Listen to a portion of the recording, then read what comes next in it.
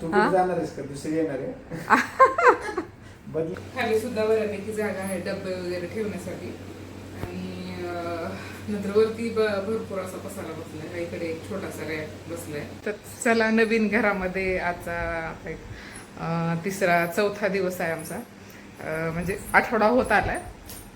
आणि पसारा जसा तसा ठेवले होते मी. काहीच असं म्हणजे लावून घेतले नव्हते. हळूहळू लावून चाललंय माझं. आणि या अगोदरची व्हिडिओ बघितला असाल तर भरपूर पसारा आहे. त्याच्यामुळे आता तिकडून इकडे शिफ्ट झाल्यामुळे कोणतं कुठं लावायचं. आणि तिकडे 2 BHK होतं आणि इथं 1 BHK. त्याच्यामुळं आता हे माझं लावणं चाललंय. बऱ्यापैकी लावलाय पसारा मी. आणि ना माझं आता थोडंसं एक 2-3 दिवस झालं निवांतच काम चाललंय. म्हणजे पसारा लावणं वगैरे. कारण की श्रेयाची तब्येत ठीक नव्हती. ती पण आता घरीच आहे. पाऊस तर चालूच झालाय. थंड वातावरणामुळे तिलाही बरं नव्हतं. स्कूलला ती पण आता सध्या जात नाही. म्हणून मग माझं निवांत चालू आहे. आणि इकडं ह्या कोपऱ्यात आणि इकडे ह्या कोपऱ्यात भरपूर असा पसारा आहे. म्हणजे पॅक केलेला तसाच ठेवलेला आहे. आता ते काढून एक एक मला लावायचा आहे. त्यानंतर गॅलरी सुद्धा साफ करायचं आहे. गॅलरीमध्ये आहे तसा पसारा तसाच पडलाय. आणि व्हिडिओ जसं जमल तसं मी एक एक शूट करायला लागले. तर चला, आता एकामागे एक कामं सुद्धा आहेत. तर इथं ह्या कोपऱ्यात तसाच पडलाय. इकडं म्हणजे इकडं सोफा ठेवलाय मी. बघू आता त्या साईडला ठेवायचं, इकडं ह्या साईडला ठेवायचं का इथंच ठेवायचं. मला तर इथेच ओके वाटते. म्हणजे इथं बेड ठेवायचा असं चाललं होतं आमचं. कारण की बेडरूम छोटाच आहे. पण सोफा पण आहे, तो कुठं ठेवायचा. हॉल तेवढा मोठा नाही. त्याच्यामुळं सोफा इथं ठेवलाय. आणि त्याच्या इथं बाजूला तसंच सामान ठेवलेलं आहे. आणलेलं तसंच ठेवलेलं आहे. आता ते काढणार आहे मी एक एक. त्याच्यामध्ये काय काय पॅकिंग करून ठेवलेलं आहे ते.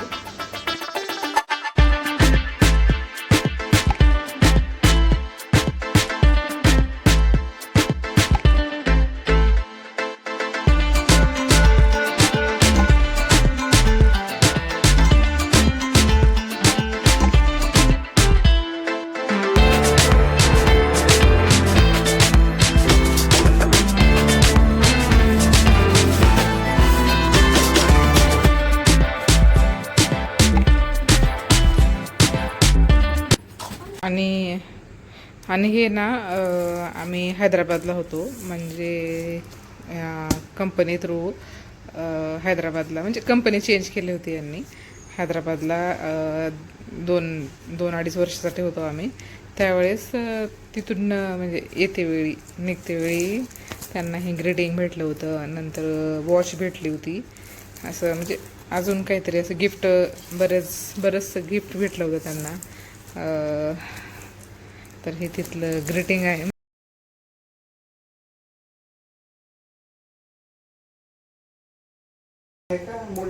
ऑफिस आपलं हैदराबादचं. हां तर तेच म्हणलं, तुमच्या आठवणी सगळ्या आधीच्या तुमच्या मित्रांनी लिहिलेलं तुमच्याविषयी. खाली त्यांची नावं लिहिली नाहीत वाटतं, है ना? नितीन साहब, all the best for your future. जय तेलंगणा, जय महाराष्ट्र. बेस्ट टीम, सगळ्यात बेस्ट टीम. ज्युनियर इतका जीव लावणारे होते तिथं. आणि काम असा मोबदला एवढा छान दिला. मला एक फर्स्ट टाइम मी कधी एक्सपेन्सिव्ह वॉच वापरले नाही. पण माझी सवय कशी होती, ज्युनियर्स पोरांना शिकवायचं काम. त्यांना काम शिकवत असल्यामुळं आणि त्यांची मेंटरशिप घ्यायची सवय होती. की एखाद्या पोराला जर समजा मॅनेजर शिवाय करत असेल की तुला काम जमत नाही काय, माझ्याकडे यायचे. मी कधीच कुणाला असं नॉलेज शेअरिंगला नाही म्हणलं नाही. व्यवस्थित समजून सांगायचं. त्याच्यामुळे ते पोरं एवढे इम्प्रेस झाले की त्यांना मेंटरशिप द्यायची, त्यांना शिकवायचं, त्यांना कामात मदत करायची. त्याच्यामुळे त्यांनी 5,000 रुपयाची 2017-18ची गोष्ट आहे. त्या काळात ना लोक एक बुके द्यायचे. जो कोणी कंपनी सोडून जाते त्याला बुके द्यायचं. पोरांनी त्यांच्या पगारी असे जेमतेमच होते. असं काही भारी पगारी नव्हते. मेकॅनिकल सेक्टर मध्ये तेवढ्या नसतात. तर त्याच्यातून कॉन्ट्रीब्युशन करून त्यांनी 5,000 रुपयाची वॉच आणली माझ्यासाठी. हा ना, अजून आहे वॉच. ती वॉच आणखी सुद्धा close to my heart. Thank you सुद्धा आहे. ती मी अशा महत्वाच्या कुठल्या तरी कार्यक्रमातच वापरतो. ही वॉच फार जपून होतो. तेच पुढील आयुष्यासाठी अजून सुद्धा माझ्याकडून ऑल द बेस्ट तुम्हाला. तू कुठे जाणार आहेस का? दुसरी येणार आहे?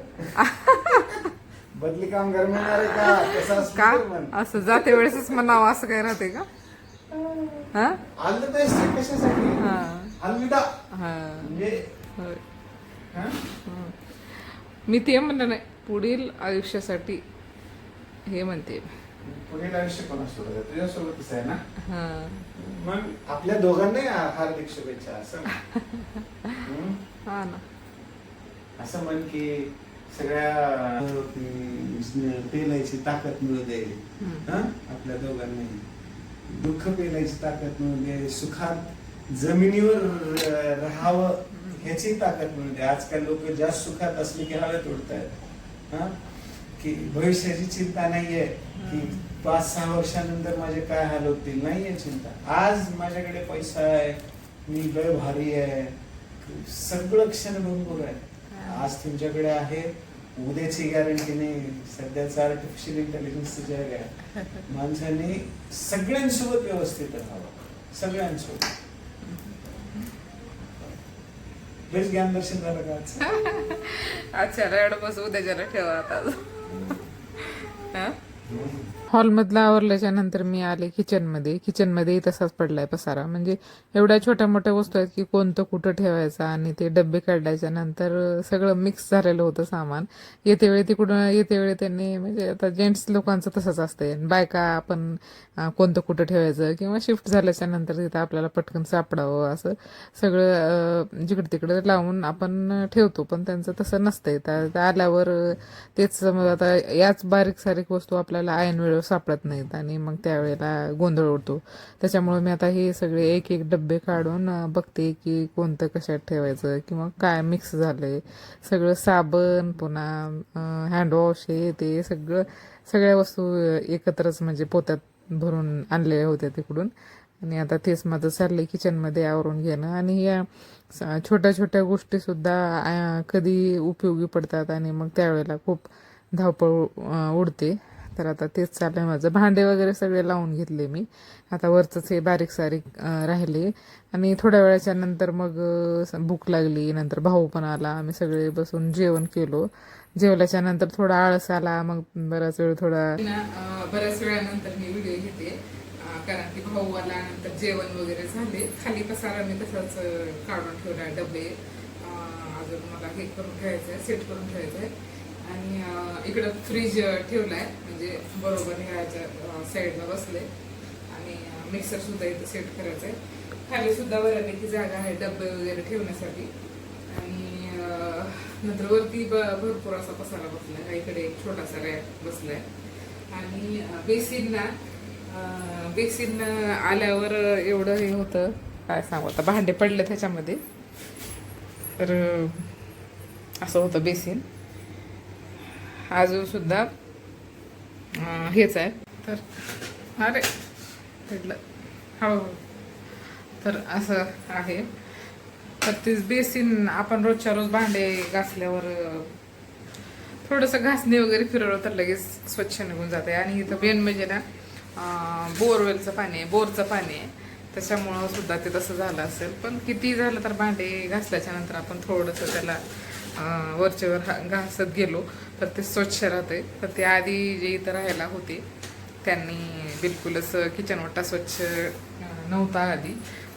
नंतर बरंच त्याच्यावर म्हणजे काय म्हणतात, घासणीनं घासून स्वच्छ करून घेतले मी. आता थोडंसं कुठं जरा बरं वाटतंय. तर तेच सांगायचं आहे की किचन ओटा म्हणा किंवा कुठलंही बाथरूम वगैरे वरचेवर आपण घासत गेलो किंवा स्वच्छ ठेवत गेलो तर ते एकदाच आपल्याला घासायला हे पडत नाही. आणि एकदाच हे त्याला हे काय म्हणतात, एकदा जर घासायला घेतलो कधी तर असं म्हणजे आपल्याला घाण वाटलं तेव्हा, तर ते निघत पण नाही, कारण त्याच्यावर डाग राहतातच. तर असं आहे. बेसिनवरून तर वाटलं होतं की मला घराचं फायनल करावं का नाही म्हणून. चला तर मग व्हिडिओला इथंच थांबूया. आता दळण करायला बसले मी ज्वारीचं आणि छान असं हवा इथे वारं मस्त तिथे दळण करायला बसले आणि बघा दुपारी ऊन होतं, गरमी होत होती भरपूर. आता पावसाची तयारी करते, आभाळ वाटतं आता पाऊस येईल म्हणून. आणि रोजच्या टायमाला ठरलेला आहे पावसाचं. काल पण मोठा पडला पाऊस. चला भेटूया पुढच्या व्हिडिओमध्ये. आणि व्हिडिओ आवडला असेल तर सबस्क्राईब करायला विसरू नका, लाईक करा. भेटूया पुढच्या व्हिडिओमध्ये. तोपर्यंत बाय.